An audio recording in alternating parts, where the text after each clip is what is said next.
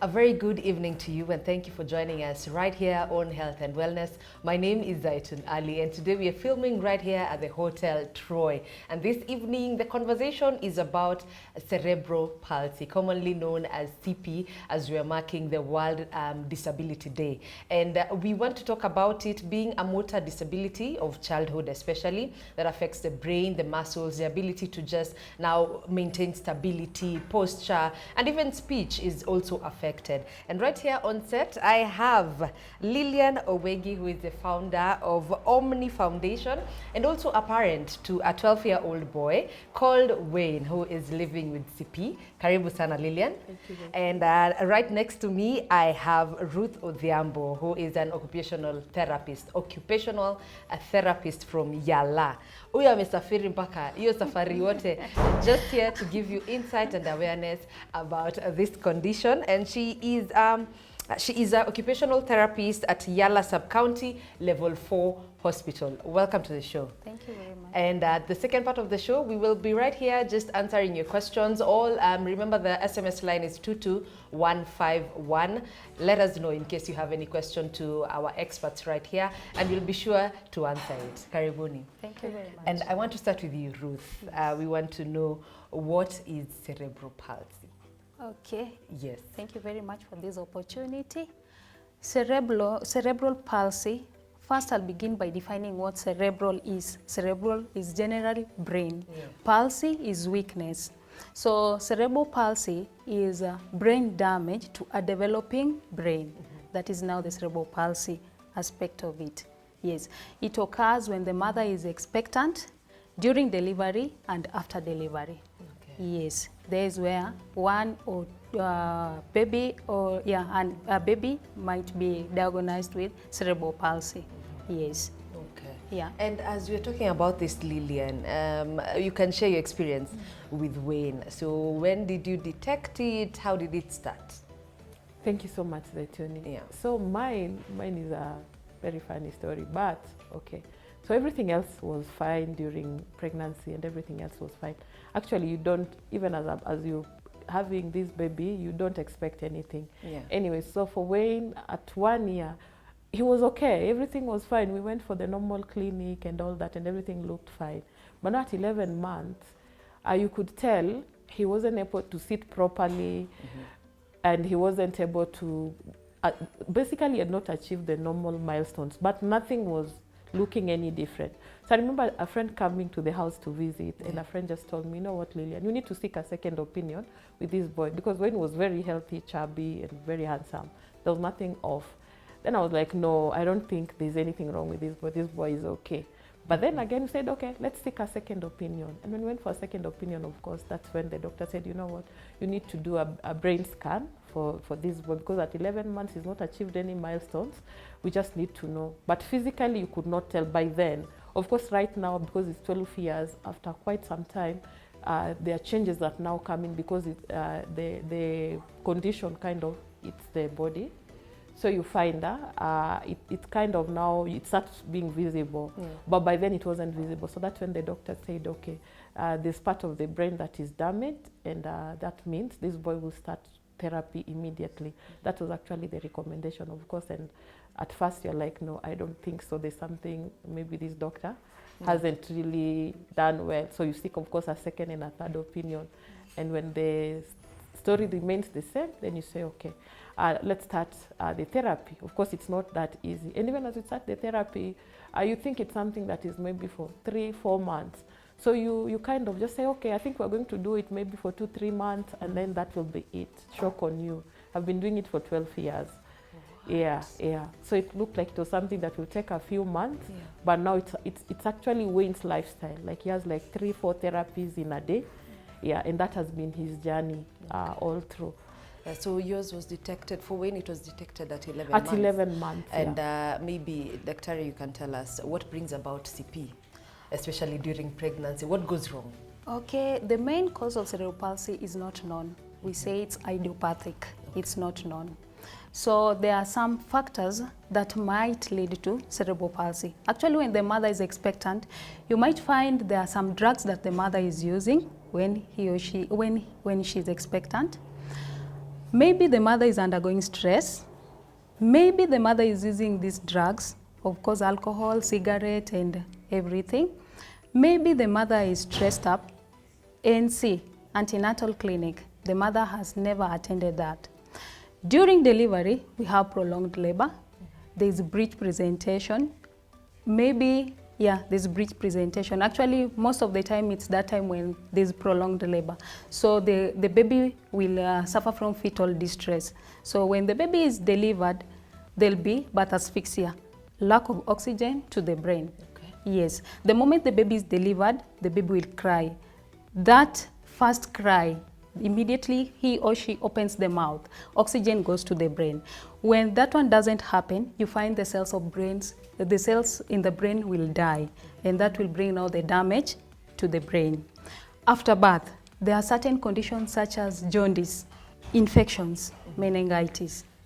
Infections of the baby or the mother? Infections of the baby now. Okay. And yes. can a mother, when a mother goes through, maybe has infections during delivery or even that one will lead now to that... another sepsis now. Oh. Yes. Okay. Yes. That one will lead to that. Okay. There are certain drugs also that the mother might be using. Like now, at times we find we ladies, maybe we don't want to carry that pregnancy. We try aborting, then by the end of it, it doesn't work out. You'll find you'll end up interfering in the brain development of this baby. I was in the stage of afterbirth now. Okay. There might be infections that might lead to that. Jaundice also leads to cerebral palsy. Don't forget we have different types of cerebral palsy. There are 4. Yes. Then we have the one that congenital, which the baby is born with. Then this acquired after the baby is born. Now, the one that the baby is born with, that one now is like during delivery or when the baby was still a fetus at the womb of the mother, in the womb of the mother. Maybe that injury when the mother was expectant. Yes. Yes. Now, acquired is this one now that after the baby is born, yes, the infections and everything. Okay. Yes. And what are the other 2 stages of CP that you've mentioned now? 2 types. We have 2 types. We have four types of cerebral palsy. Yes. We have ataxic, dyskinesia. This one is where the baby has different muscle tone, the fluctuating muscle tone. The baby becomes spastic, the baby becomes flaccid. Then we have the spastic cerebral palsy, and then we have the floppy one now. Explain. Spastic cerebral palsy is where the muscle tone, the baby becomes stiff. The muscles cannot move. Actually, when you want to know there's a movement, you'll check at the joints. You'll find the baby is very stiff. Floppy, the baby is just, the muscles are weak. Yes. Then we have the dyskinesia. The baby becomes spastic, at the same time becomes floppy. That can happen? Yes, Both it happens. Can happen it happens, time. Yes. And now managing such kind of kids is very difficult, because at the time we want to facilitate the muscle tone, then all of a sudden the baby becomes spastic. Yes, when you want to inhibit it now, the baby becomes floppy again. Yes, yes. Okay. Yes. So when a baby comes to the world, and as mothers, we've been told a couple of times, make sure you massage, unyooshe, mifupa. So does that help when one has CP? It helps. But you know, I don't really think when the condition is there that will help much, because even as you're doing the massage, yes, you don't really know which parts you are actually massaging, because you're just doing it a basic massage. So it doesn't mean that for the children who maybe have born with this condition, that probably they didn't go through the massage. The massage, you can still go through it, but the condition will still, because remember the condition is in the brain. Okay. And the reason for the therapy, actually not the occupational therapy where Ruth comes in, is to try to, you kind of trigger the brain to get to know that there are some things you need to do, because the brain in a way has died. So the therapy comes in to trigger the brain, to inform the brain, you know, you are supposed to, hands are supposed to be raised. Like for instance, somebody like Wayne, if you sit with him and you want to say hi, so you tell him, Wayne, say hi to me. Yes. You give him your hand. Yeah. You see, he will look at you because his brain hasn't picked it up that it's supposed to greet you. Okay. So you tell him, Wayne, please say hi to me. Then you give him your hand. So someone like me, because I already know what's happening, I will give him my hand and I'll keep my hand there until he says hi, like he gives me his hand. But see, now for us, the so-called our brains are working. Actually, I love what the doctor who diagnosed twin told me. He said the moment he realized that part of the brain was there, this is what he said. He said like, okay, so now there's something here. Part of Wayne's brain is dead. However, even those of us who have full brain, we don't use all of it, you know. Okay, so that's even true. with the little that is remaining, Wayne can still do a lot, you know. Yeah, so for those of us who have, let's say, full brain, you see, when I tell you, when you say hi to me, you bring your hand very fast because your brain, let's say it's full, so you bring. But not for Wayne, because part of the brain is dead, so you have to be patient. It will take a while for the brain to trigger that. I'm supposed to raise my hand. Eventually, he will raise and give you, but you have to be very patient. Yeah. Actually, massage is not meant for the babies who are okay. Massage is meant for each and every baby. It helps in achieving these milestones. We have the first milestone, which is head control, then trunk stability to sitting, crawling. After crawling, the baby will tend to stand with support. After that, now without support, he or she will walk by the end of it. But massage, I repeat, massage is very important for each and every individual. Yes. And hey, most of us don't know. We actually give the burden to our parents to do it because the baby is so fragile and you wonder how to do it well. So do you guys even at hospital offer these services? Yes, we do. We do. Actually, whatever I usually do, when a parent comes to my department, definitely he or she will pass via the OPD to my department now. One thing I thank Yala is that we have nice clinicians and nurses. From the MCH, they monitor on growth and development. Yes, the milestones, they monitor. Immediately they'll notice by 4 months the baby hasn't achieved the head control. The baby will be sent to occupational therapy department as well as the OPD. They usually do that. And I'm very grateful for that. Let me come to you, Lillian, and ask perhaps, do you have any other child? Yes, I do. You do? I do have. Suffering from the same? No. Very you see, like now, cerebral palsy is not hereditary. Yes. It's not hereditary. And in fact, just to add on what Ruth said, so that it doesn't make maybe the parents who have these special children think there's something that they did, They didn't actually do anything. Of course, there are those conditions that will come in, maybe because they did something, like the bit Ruth was saying, maybe if it's about alcohol, if it's about maybe drugs, of course there's that part that can lead to cerebral palsy. But there's also just a normal pregnancy that now at delivery then the baby becomes cerebral palsy, you know. So it's not really like it is hereditary. Of course there are myths around it because you find there's a mother who maybe has, like even in Omni Foundation, we have a mother who has like 3 children who are special, all of them, So you find, and she's part of Omni. And you find, if we say it's hereditary, you can imagine if she wanted to have another child, she'll be like, no, I can't have another child because this is hereditary. Something happens, I think, which it's only God who knows, it's only God who understands what exactly happens, because even now in her case, having 3 children who are special, it's really a different story, you know, but it's not hereditary. It's not it's not anything that maybe the mother like maybe does, in as much as of course they are exceptional to the rule that there are maybe mothers who probably did something, but you see, even there are just like there are also mothers who did something and their kids are normal, you know. That is true. There are the people who maybe they took drugs, they did all that, but the kids are perfect. You'll see maybe the mother was abusing drugs and the kids are perfect. So some of these things, again, it remains a mystery that only God can explain. So, and I'd like to come now to the speech, especially Ruth. So how is it for a child living with CP in terms of when they want to talk, the milestones, but especially speech? Do they talk? There are those who talk, but now the speech, most of the kids you'll find with speech, their speech have developed. They won't talk the way we are talking. You'll find there's that slurred speech. Actually, if they try to pronounce a word, it won't come out clearly. Then there are those who will be stammering. Don't forget, in this brain of ours, there's a part for speech. Broca's Wanike's speech development. So if at all the part of the brain was affected, the speech and language part of the brain was affected, definitely that speech now will be a problem. Okay. Yes. Okay, but there are others who talk. Yeah, They talk, maybe- but the speech will be slurred or Okay. maybe accelerated, Yeah. or they'll be having the, how do we call it? Okay. Echolalia. They'll be repeating whatever you are saying. If you say Zaiton, They say it back. By the end of it. Yes. Yeah, and just to add on probably what Ruth is saying, like what we're saying, cerebral palsy, given it's the brain that has been damaged, it depends with which part of the brain that has been damaged. Remember, like what Ruth is also saying, the whole brain has its own, let's call it segments, that is, Yeah. it aligns to something or it works for something. So if, let's say for Wayne, part of the brain that is dead includes the speech brain. So it means he will never, not never, God forbid, he hasn't achieved the speech. But if part of the brain that is damaged is not where the speech is, then these kids with this condition, then now they have speech. Like now for Wayne, he doesn't have speech. However, there are some words he can say. Like he can say, mom.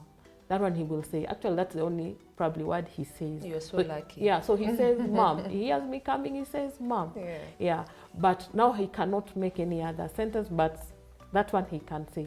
It means the speech is there. Okay. Because if at all the speech wasn't there totally, he Yeah. couldn't even be pronouncing the word mom. He Okay. would just be quiet and Yeah. maybe now be using the sign language. So can it get better with therapy? Yes, with speech therapy, definitely. And we've been talking about the brain being the part that is affected by CP. Yes. But what other organs are affected by this condition? Actually, brain is the central of everything. Okay. Everything is being coordinated from the brain. And that's why you'll find mostly the cerebral palsy kids, you'll find them drooling. Okay. Feeding also is a problem with them.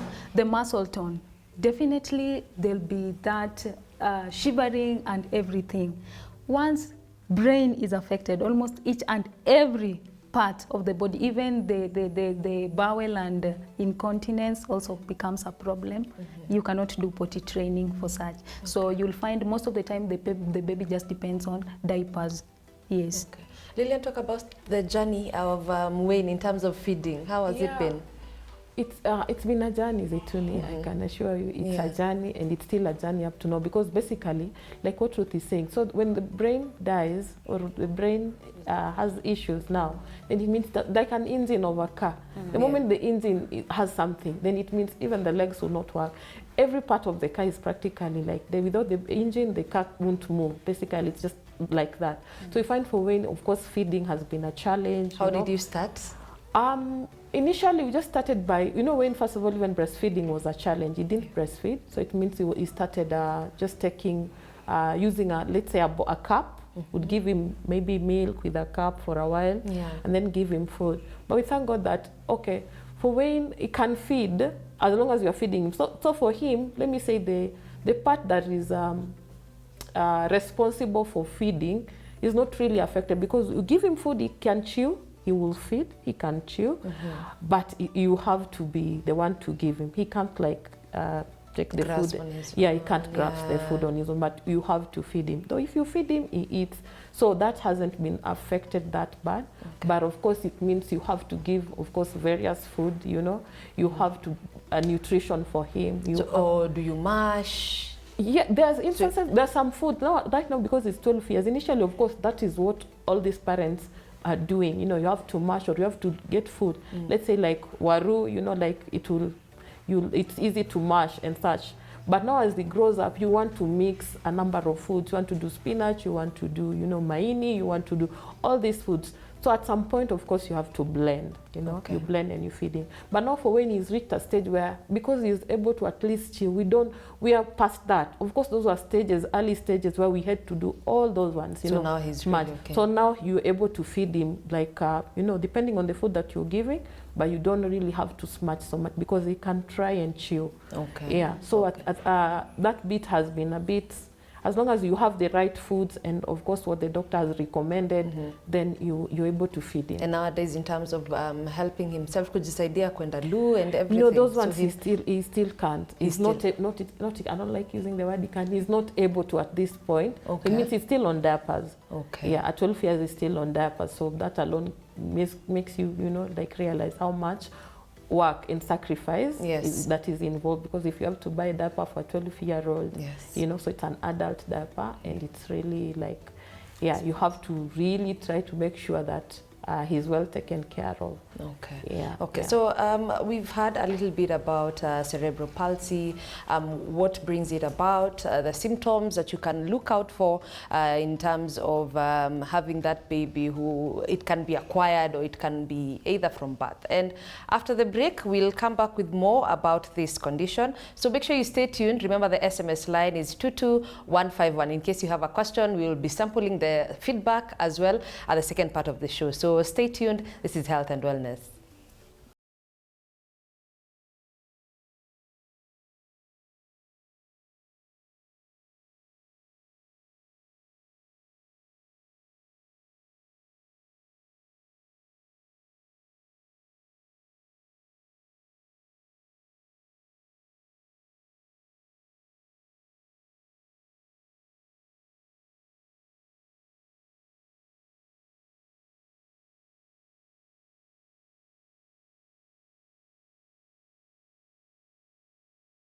Welcome back. If you're just joining us, remember this is Health and Wellness. My name is Zaitun Ali, and we're coming to you from the Hotel Troy right here at Magadi Road in Nairobi. And the topic of discussion is cerebral palsy as we're marking the World Disability Day. And in my set right now, on my set, I have Ruth Odhiambo, who is an occupational therapist from Yala Sub-County Level 4 Hospital. We also have Lillian Owegi, who is the founder of Omni Foundation and a mom to a 12-year-old living with CP as well. So before the break, we talked about the symptoms, the causes, and even what brings about this condition. And as we are moving on, we want to know what treatment really works, as Ruth will explain to us. And we're going to sample a few of your questions right there at home, right here on Health and Wellness. So stay tuned. Ruth, we have talked really about the symptoms and the causes. So what is the appropriate treatment process for this condition?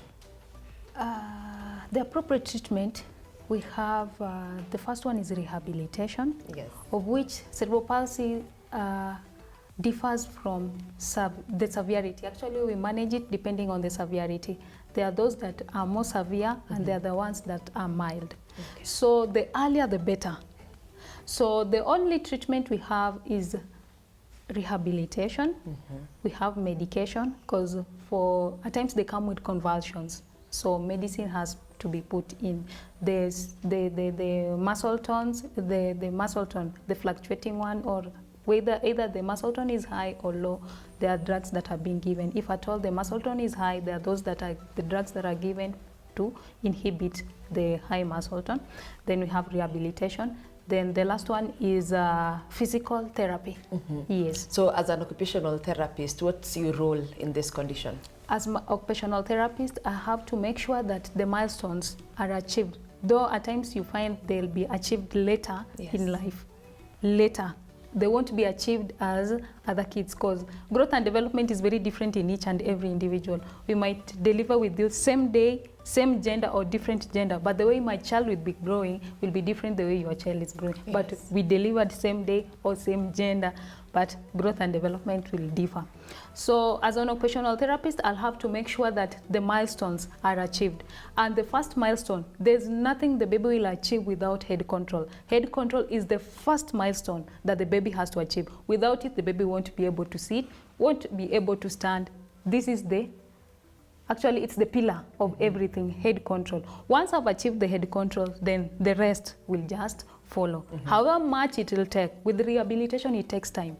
You'll find, like right now, I'm the only occupational therapist in Game Sub-County, and I have majority of my patients are cerebral palsy kids. There are those that have attended to for more than a year, and they still come. They still come. Even there are those who come with, they totally lack head control. So with the time, we just train the head. We train 3 milestones at a time. Okay. Yes. If at all he or she doesn't have head control, I'll begin with head control. I train on trunk stability and sitting at the same time. So trunk stability, could you explain? Trunk stability is that one now that the baby is able to sit uprightly. Okay. Yes, that is now the trunk stability. Once the trunk is stable, he or she will be able to roll over, and that one now will make the baby also to crawl.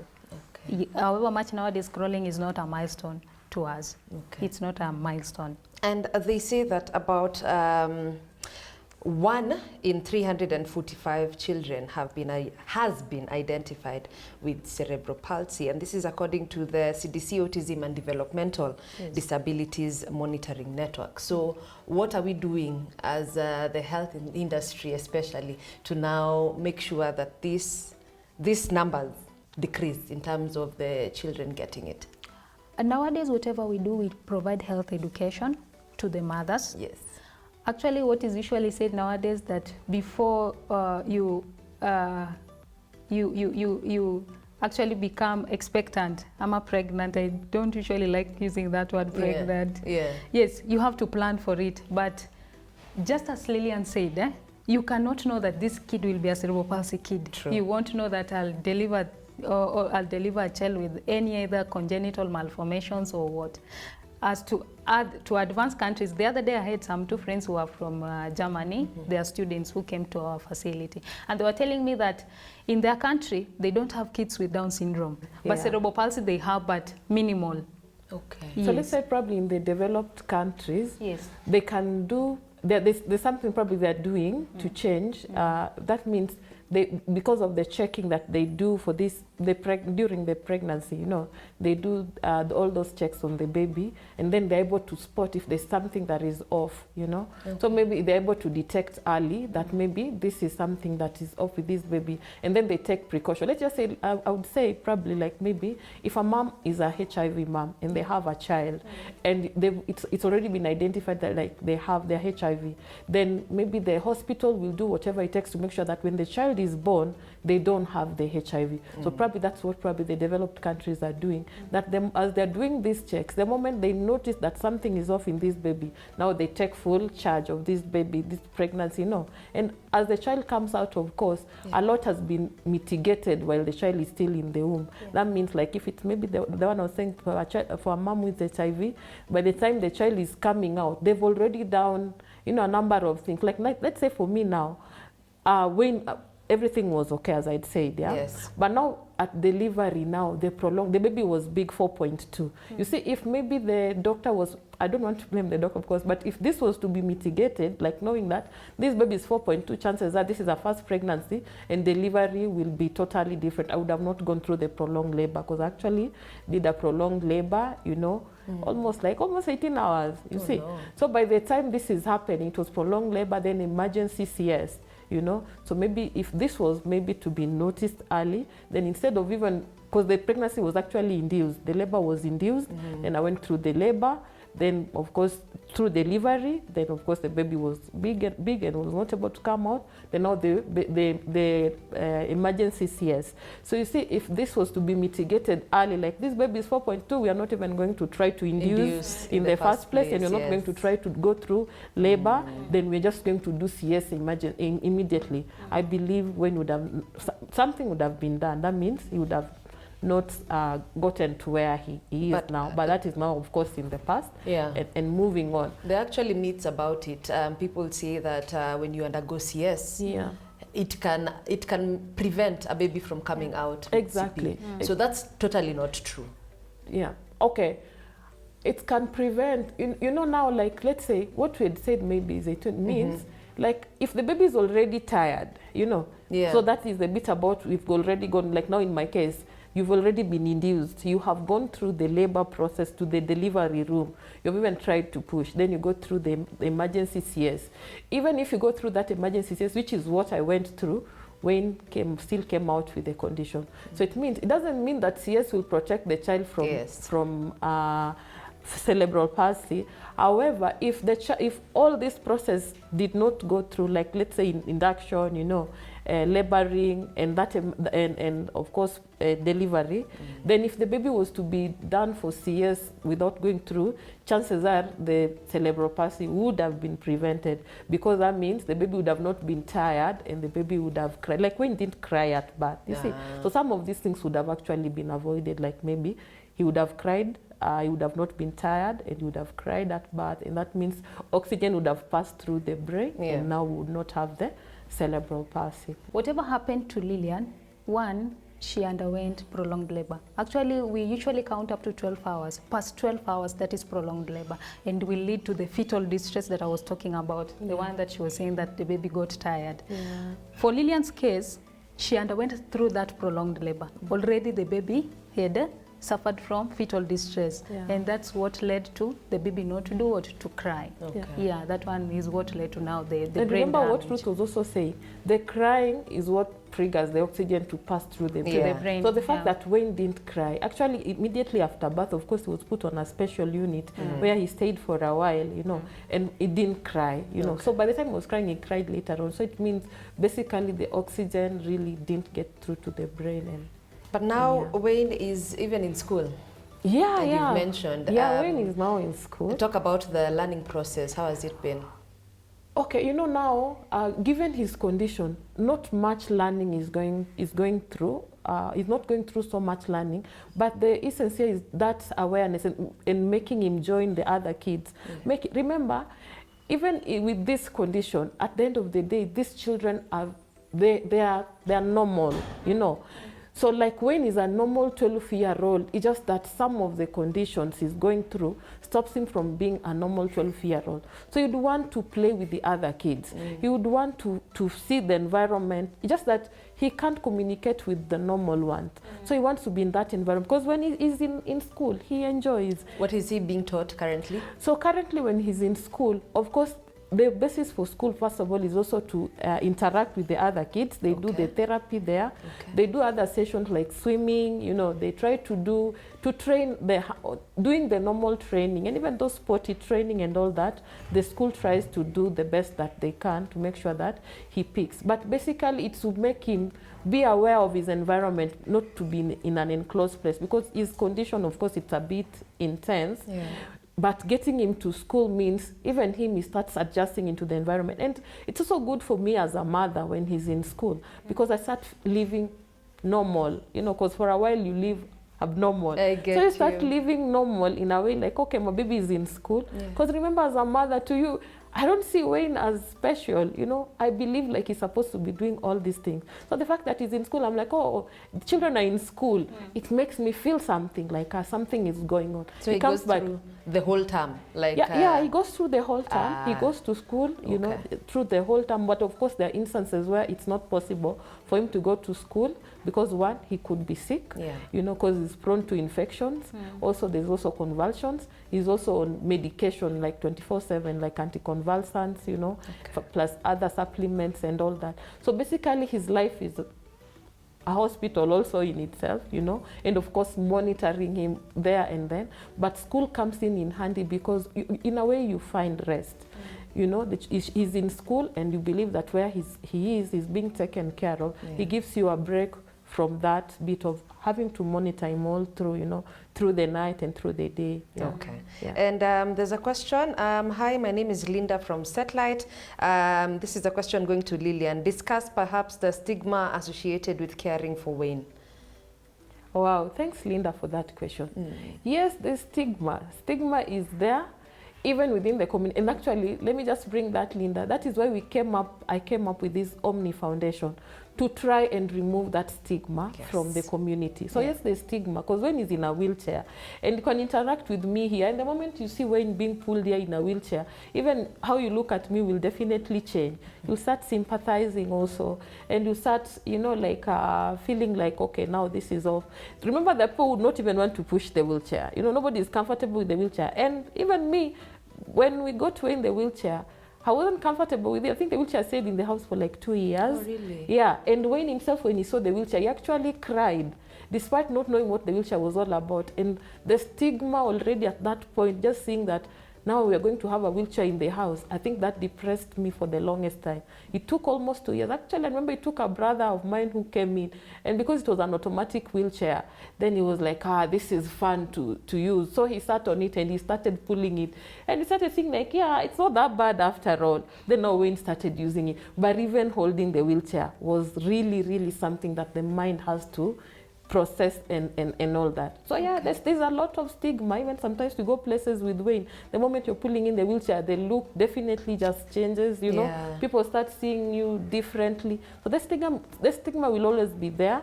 But that is why now when foundations like Omni, when they come in and we create that awareness, create that sensitization, and first of all bring out that these conditions, it's not, there are people in these conditions. First of all, they are human. They're just like you.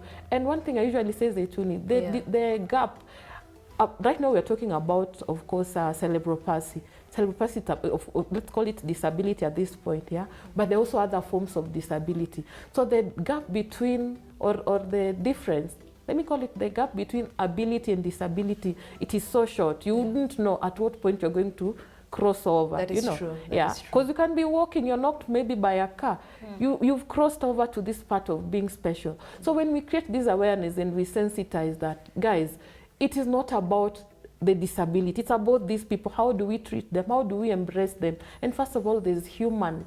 They are first of all human. And yes, I need the sympathy, yes, but I need it in a special way. But sympathizing, yes, but also support me, you know, including the schools, you know. Yeah. Even the schools where we take these kids, even as you're getting school, like getting a school for Wayne was actually a prayer item. I literally had to put a goal every time I'm starting the year, when to go to school. But nowadays, the schools have become more. Yes, nowadays the schools have become more. But you see now when the condition is intense, there's so much that does not come out. Because when the condition is intense and you take him to school, first of all, they look at him, of course, and then they'll tell you, no, we don't have, like maybe we don't have the structures, we don't have the ramp, we don't have this and this. So you find you'll keep walking to school. But again, when they get to these schools, remember now somebody like when there are some facilities that they don't use in school, like maybe tuition. I'll be paying the tuition fee, but Wayne does not really take in the tuition fee because there are those things that make me take him to school. So again, this one for the schools, you know, they need to be a bit maybe sensitive to these kids and to these parents, because in as much as you're bringing this child and you're paying, let's say, the full fee plus the extra for him being special. Remember, you're paying for him being special, then that means that they can at least, you know, try and support, and of course the stigma bit of it. Okay. Yeah. Thank you for that. We have a question for Ruth. Yes. My name is Sarah from Jogo Road. Thank you for the insightful conversation. Do you guys offer counseling for guardians of children living with special needs? Yes, that is the first thing I usually do. Okay. Yes, because the moment the mother comes in, I have to teach the mother or the father, but usually advise that when they are coming, they come both parents, because most of the time you find they are taking the blame to the mother. Actually, it's the mothers who usually carry the cross. Yeah. The dad will be like, hii hakuna kwetu, you know where this is from. So the first thing I usually do is to do counseling.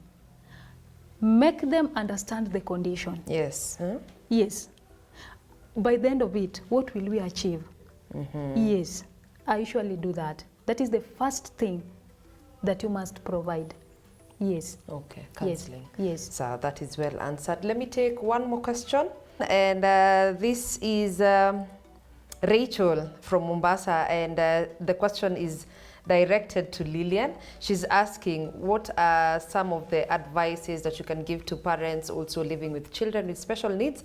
And how can we cope with this? Because I think she is one of them. Thanks for that, Zaituni. Yeah.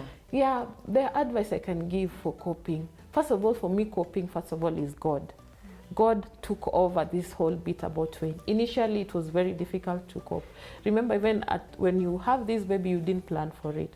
So already there are a lot of challenges that come in, both your normal challenges plus this one. So my first coping mechanism is my faith. My faith is so strong about this situation. So first of all, it's God for me. And that is what I would advise even mothers out there. Because God who created you, God filled in something in you that only Him can complete. And He'll be able to guide you. Even I would tell somebody like Ruth, even as you give this, but because at the end of the day, you will leave them to go home. As they go home to what? Because Ruth is not there. But you want to leave them with someone when they are with this person, they know I'm taken care of. when they're in the hospital, Ruth will take care of them. When they come to Omni, we will take care of them. But when they're alone, who takes care of them? Yeah. So you want to give them a permanent solution. And for me, I know we don't have so much time, but my permanent solution to them is seek God. Like, just ensure that God comes into this situation. Because he's the one who created this child. He has the solution. Yes, we try all that we can, but it narrows down to who started this whole process, who started this good work of these children. Yeah. So I think that for me would be key to our friend who has asked that question. Okay. First of all, because I know the others also. Remember, these mamas, these special mothers, we are empowered. Yeah. We have the knowledge, we have research, we have the advice from the doctors, from friends, from all that. I think the advice we miss is the bit about now the final, because there's a question you are asking about, can this be reversed? You know, it can't be reversed. Ruth will tell you that. So for me, like living with Wayne, this is like a lifestyle. So I need to have a permanent thing that can resolve it. Yeah. And God just resolves the whole thing. That is good. Yeah. So being a diverse audience and viewership as well, you can seek any supreme being that you believe in. I think your faith needs to be strong as well. Thank you so much for sharing your story, Lillian. We just pray and hope for success and continuous development with Wayne. Say hi to him. Thank you also, so Ruth, much. Thank you for coming to Nairobi. Welcome. And giving us the insights as well. So perhaps you can tell us where we can find you as we wind up. Okay. For you to find me, I'm in Yala Sub-County Hospital, the only occupational therapist in Game Sub-County. Yeah. Omni, we have some 5 babies who've been sponsored by our director. Yes. Yeah, she came, picked some 5 babies who are now benefiting from Omni. It's a big family, and with time we hope that it's going to grow. Yes. Where can we find Omni? Omni, right now we are based in Yala Sub-County, because for me, charity begins from home. So that's why we started it right at our home, and we are partnering with Yala Sub-County. Remember, Ruth is saying she's the only therapist in Yala Sub-County, and these kids are more than 80. They are not like 5 or 6. It's because, of course, though our beginning is small. It's because we are small, we are trying to bring in as many as possible. But in Omni, we are almost like 30 people who want to support. So just urging guys out there, you know, transform lives, impact on these children. And on you know, social you media? never know. Yes, on social media, we're on Facebook. Yeah, we have our website. Yes. Yeah. So on Facebook, it's Omni Foundation. Omni Foundation. Yes. Okay, on Facebook, it's Omni Foundation. Yes. So we just urge guys to support. These parents, they need support. I wish you could have shown what we are doing, you know, like, but it's still okay. And people will go and catch you right there on Facebook. Yeah, Omni Foundation. Omni Foundation on Facebook. And also the website is on. And in case you have any question to either Ruth or Lillian, be sure to send them on 22151. We will deliver the message to them. Thank you so much, dear viewer, for watching from the start till the end. This has been Health and Wellness, filming right here at the Hotel Troy. Remember, this episode will be up on YouTube at KTN Home. The hashtag is Health and Wellness, hashtag KTN Home on Twitter. And find me on Ali_Zaitun Instagram, and on Twitter at Zaitun Ali. Until next time, be blessed.